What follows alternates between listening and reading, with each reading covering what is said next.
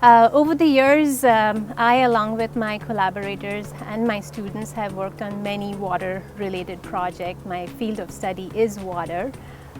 We focus on different topics on water resources as well as water quality and wastewater treatment. And we have done a lot of state-funded projects especially, as well as gotten involved with national and international projects. All of them have to do with the protection of communities from any kind of water disasters such as floods or stormwater issues, or anything that has to do with the treatment of water or protecting our water quality. So Gainsborough, the project that we are working on, is really exciting because I'm sure many of you guys have noticed that whenever there is a disaster, a natural disaster, or an issue, environmental issue, most of the focus always goes to the urban areas. Very few people are focusing on the underserved communities or the rural communities. And Jackson County and Gainsborough is one of those communities. They are rural, they are underserved, they are economically distressed, and so they also have a lot of water issues.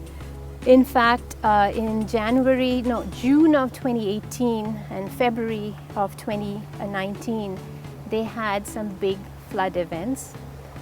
Their emergency management systems building, which is their 911 building, their library all got flooded. And because they do not have a lot of resources, what happened is we got the opportunity to collaborate or partner with them to address some of these issues.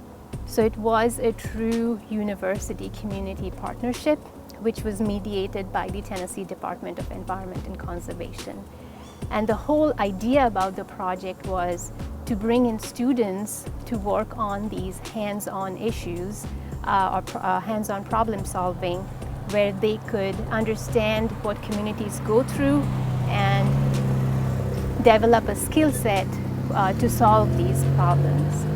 So we've been working with Gainsborough since I think July of 2019, so it's been a few years.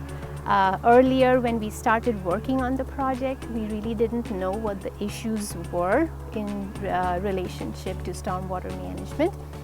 But we have installed a lot of sensors over here that are monitoring the water levels, monitoring the weather, and so we are collecting a lot of data from the town. And using those data, we are going to develop models in the future, and we've already started working a little bit on that in order to predict how these floods happen and also to propose mitigation measures for floods. So I became involved with this research in 2019.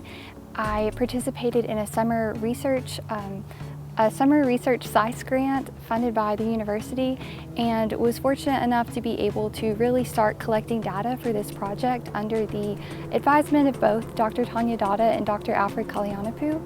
And this project really appealed to me because I've wanted to use my engineering to help people, and I think that that's exactly what this project does, using engineering in order to empower a local rural community. I was asked to join this project around a year ago. I was working on another project with one of Dr. Datta's graduate students, and I was here during the summer, and Dr. Datta was like, okay, you can work on this project, we need another helping hand, so join it. And Macy Arms is the leader. Being around her has been an incredible blessing, learning from her and seeing how she works. But I joined and we started by identifying the stormwater systems within Gainsborough and identifying how that could be a possible reasoning as to why the flooding happens here. But like I said before, whenever you're, as an engineer, helping underprivileged communities by using our knowledge, I think is one of the main reasons as to why people do engineering and why I've done it. And so this is a project that encompasses all of that, which is really, really awesome.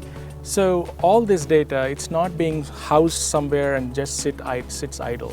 The goal here is to bring all this data together and build computer models that can simulate, given a particular amount of rain, where would all the water go and how will that water go. So if it goes fast and if it goes with deeper waters, then you're essentially talking about floods.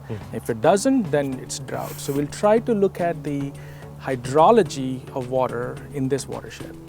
The way the model can be applied is it can simulate what happened in the past, but also you can look at future predictions. So if National Weather Service says there is 7 inches of rain expected in the coming 24 hours, one can hypothetically run these models and figure out what are all the hot spots where they might have high flood levels. So the emergency management folks can go in and maybe clear those areas or vacate those areas, etc. So it's operational as well as in general maintenance. The one thing that I will reiterate is this is a partnership program. We as a university, we are providing service, not just education to our students, but we're also serving our partners and our local communities. Hopefully in the long run that also serves as a great example of others to follow too. So. It is going to be a community impact research. What we are going to find is at the end of the day, we are going to help the community understand what was causing the issue and hopefully guide them towards a certain solution which they can address to solve the issue.